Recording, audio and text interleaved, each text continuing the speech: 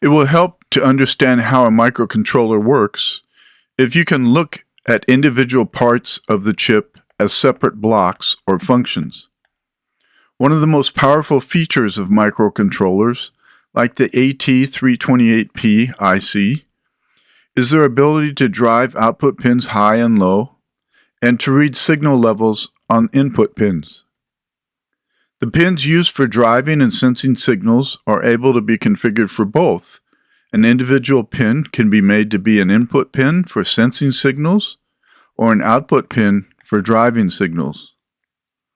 To understand how this works, we need to return to our study of transistors. Remember, a transistor can be controlled so that its output is either full on or high, or its output can be effectively shorted to ground or low. When two transistors are stacked one on top of another, we can bias them such that only one of them is on at a time. This allows the connection node from the emitter of the upper transistor and the collector of the lower transistor to be in a high state or a low state. A third output state can be achieved when neither of the output transistors is on.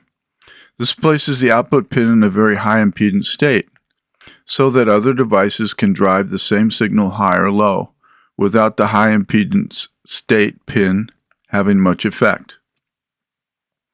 When the microcontroller needs to read the input level on a pin, it ensures the output function is off and compares the pin status to a known level, yielding either a high state, meaning the input pin is above the threshold of a comparator, or a low state because the input pin voltage is below the comparator input threshold.